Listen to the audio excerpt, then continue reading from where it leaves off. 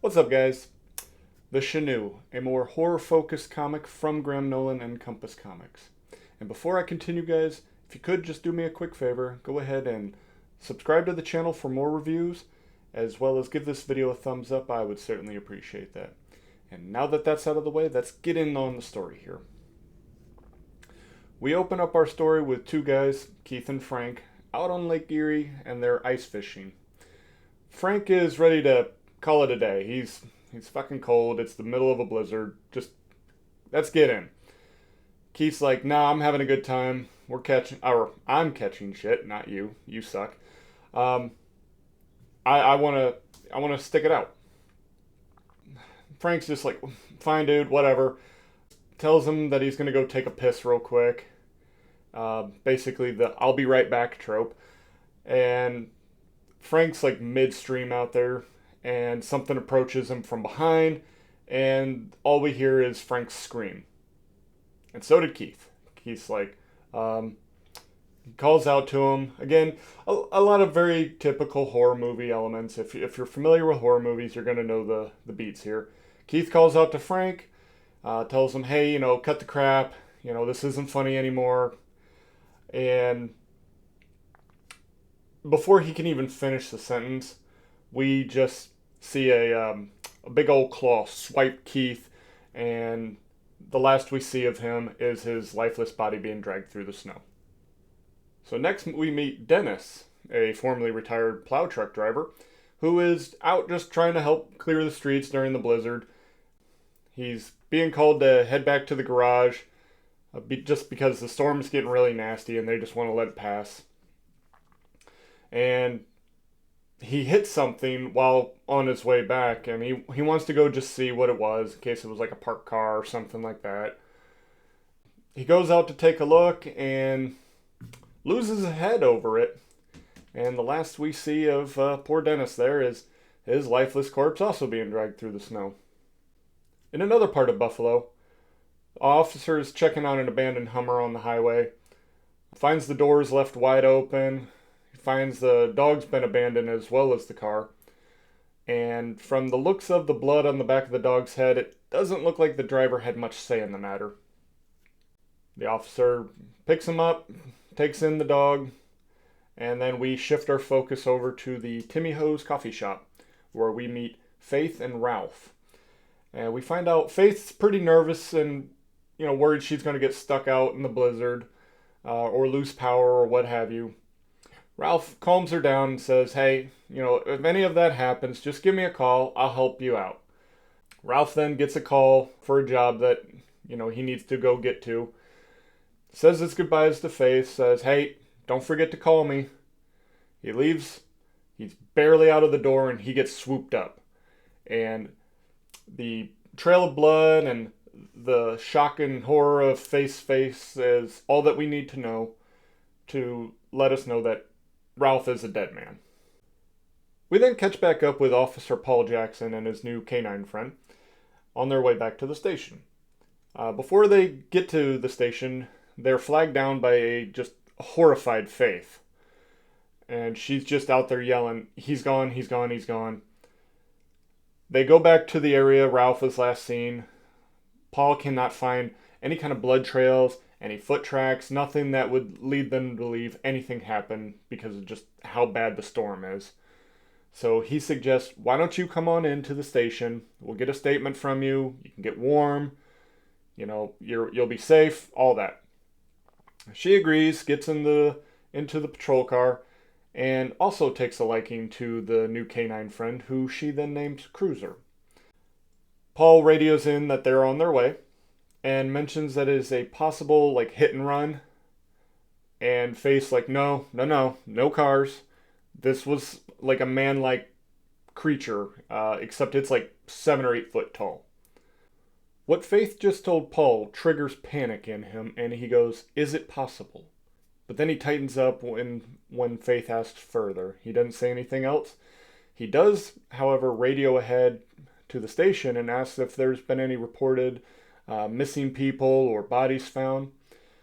The station replies, actually, yes, there has been, but before they can continue, the radio cuts out and to make it even worse, the car gets stuck in the snow. Our trio then seeks shelter at a nearby household, and fortunately, it's a nice owner, so he said, "Come on in," and introduced them to everybody else that's in the house. We get to meet Eric and Mara Dill, the homeowners. We then get to meet Tom Bailey and Dave Longbow. They all continue chit-chatting when we hear a growling noise coming from outside. Tom, who's kind of our know-it-all character, insists that it's just the wind and it's nothing to be worried about. But it scares the shit out of the dog. And Paul, seeing this, is like, that's no wind. He draws his pistol out and demands everybody get away from the windows. And Eric's like, dude, Paul, chill out. It's just the wind, like Tom says. You're at 11, dude. We need to bring it down here. Put the gun down, just relax. No need for all this. Paul goes ahead and holsters his firearm and he apologizes to everyone and says, sorry for the alarm. I've just been a little bit on edge from all the weird stuff that's been going on today. And so now it's time for a little bit of exposition. Paul explains that his father, who was police chief during the 70s and 80s, told Paul stories that he used to think were nonsense, but now he's not so sure. He goes on to say that his father dealt with the blizzard of 1977 and that it took the lives of 23 people, but that the bodies had holes in their chest and some of them also had no heads. Sounds kind of familiar. His dad continues that there was a creature that came in with the storm. Paul said that he didn't believe it before, but now he's kind of leaning towards it's got some believability here. Eric and Tom call bullshit, but Dave chimes in and says, actually, it might not be. He then tells everybody about the lore of the Chenoo. And afterwards, Tom is not swayed by this and sets to prove that they're all nuttier than fucking squirrel shit. And he goes out into the front, yells out into the storm, and tells the Chenoo to go fuck off. And let's just say the Chenoo is not a fan of foul language and comes over and teaches Tom some manners. The others wisely shut that door, and Paul yells to barricade the door. Dave suggests that it actually might not be necessary. He says that the lore is that the Chenoo was a cursed person, and since he lost his humanity, he must be invited into a home, very similar to that of a vampire. As this is going on, we hear a thump outside. Faith is the first to see what was causing the thump. And we see Tom is outside and that his chest has a hole in it and his heart is missing. So a couple hours pass by and it looks as though the lore about the Chenoo needing to be invited in holds true. But more on that later. Faith is starting to crack a bit. Paul says, hey, no need to worry. It's not in. It's not killing us. We're good. We are all safe. We have shelter. We have food. We have water. We have heat. Well, maybe not heat, because the furnace shuts off due to the intake pipe being blocked by the snowstorm. Says, hey, no big deal. We have a fireplace. But the fucking wood's outside. Mara says, fuck that shit, goes in and destroys the kitchen table and chairs, and presto, instant firewood. Eric gets all the wood in the chimney, lights it, and the smoke starts to billow into the house, and this is signaling to us that the chimney is blocked. Where the fuck is Dick Van Dyke when you need him? So Eric, Paul, and Dave all arm up, despite Dave's protesting, ooh, guns are icky. Shut up, Dave. Fucking arm yourself. There's a goddamn monster outside. I don't have time for your bullshit. So the plan is for Eric and Paul to go outside and clear out the chimney and for Dave to stand watch. And the two go out and find that the reason the chimney is blocked is because the monster stuffed Tom Bailey into it. Just then, the Chenoo appears and attacks the two. They battle it out with the monster. They're shooting the fuck out of it, but it's not doing anything. It's not slowing it down. Nothing. Doesn't even look like it bothers it in the least bit. And they are just getting their asses beat. Paul is thrown across the roof, and Eric gets a good slash in the arm there. Before the Chenoo can kill Eric, it gets smacked in the face with a Molotov cocktail, and that does something, makes it run away. And Dave's yelling out to Paul and Eric to help guide them back in, because that snowstorm is just so fucking nasty. They get Eric downstairs to clean, bandage, and assess their wounds. And while this is going on, Dave's looking out the window and sees the Chenoo out there skulking about. He fears all he did with that cocktail was just piss it off. And then the power goes out. And I'm guessing because of the monster. I mean, it's clever enough to stuff somebody into a chimney. I'm pretty sure it's clever enough to knock out the power. And they realize that they need to get out because, one, they'll freeze to death, and two, Eric needs medical attention. But of course, the Chenoo is outside waiting for them. He's just, you guys gotta come out sometime. Since the firearms seemed to have no effect on them and a Molotov cocktail wasn't strong enough, they decide to lure the Chenoo in and blow up the house. Mara's not a big fan of this idea, but her husband talks her into this, says, hey, look, we can't, I have to get to a hospital, and we're gonna freeze if we don't do it. We can't just wait out the storm. So they put plan in action.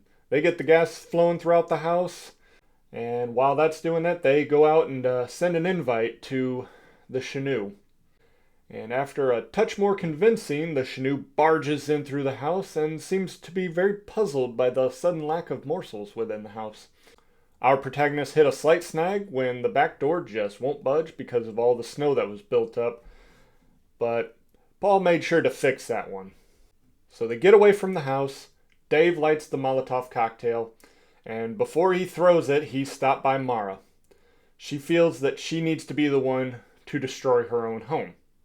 But then she can't pull the proverbial trigger. What the fuck are you doing, Mara? Faith's not dealing with this bullshit. She's like, nope, I'm not getting eaten today.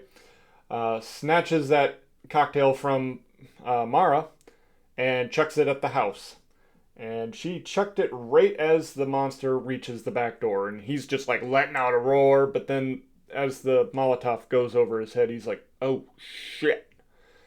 And the whole house just blows up into tiny little bits. So our protagonists now just kind of survey the damage done. They don't see any signs of the Chenoo or Cruiser for that matter, because nobody thought about the dog. Come on, man. What? Make sure the dog's out too. I get human lives. We want to keep them safe, but let's think of the dog.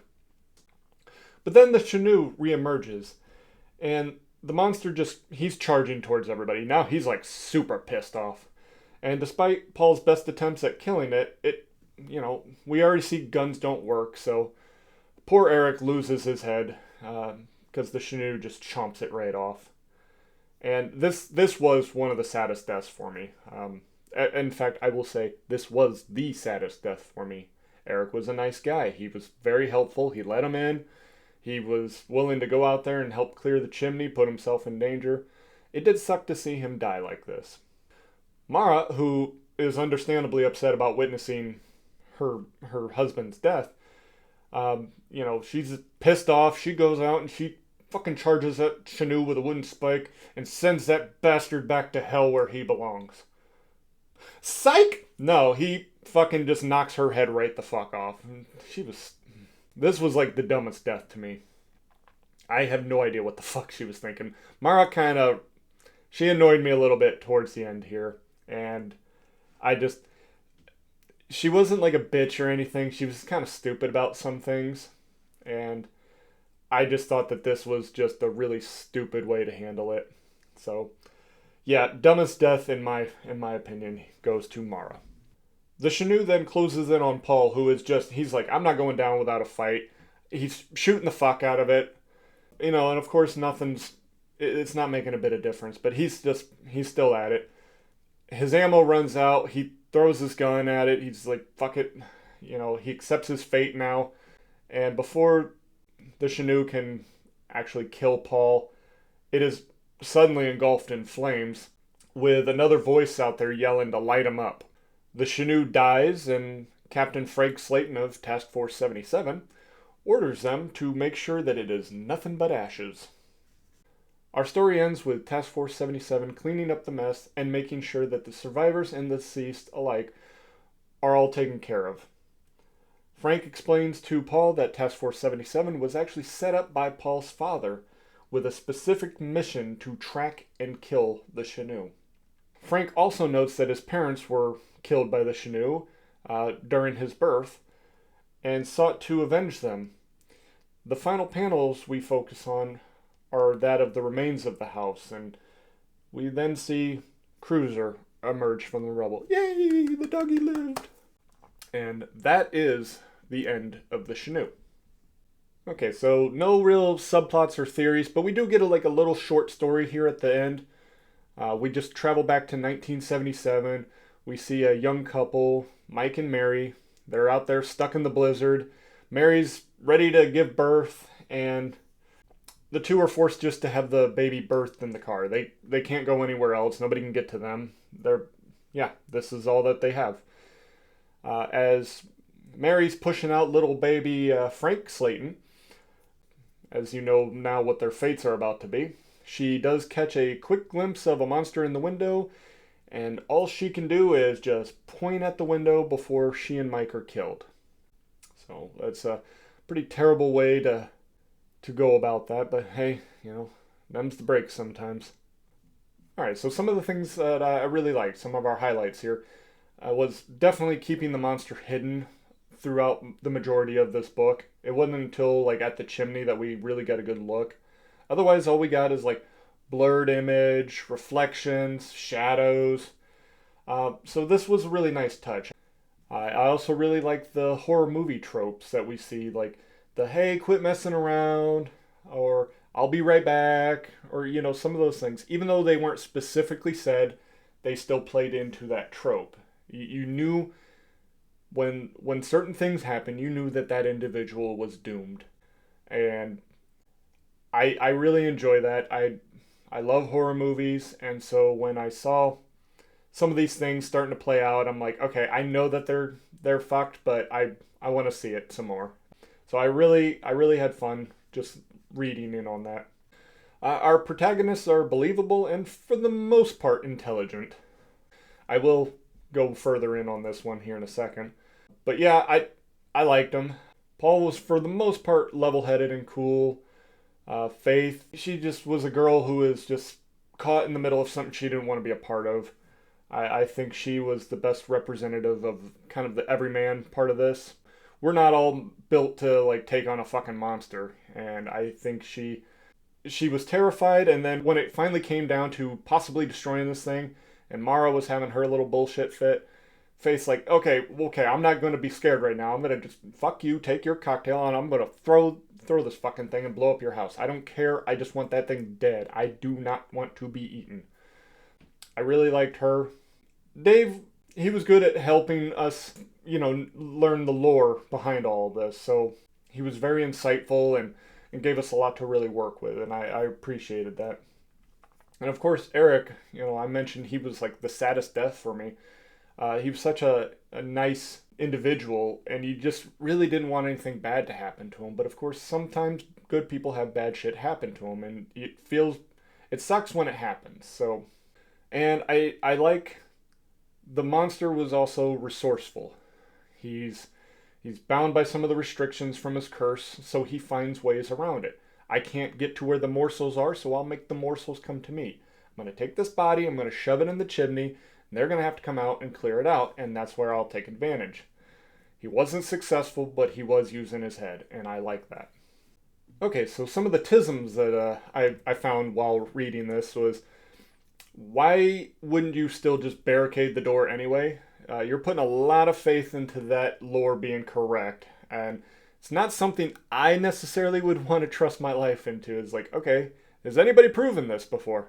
No. Okay, well, we're still going to fucking barricade this door because I am not putting all of our lives into this lore being correct. No thank you.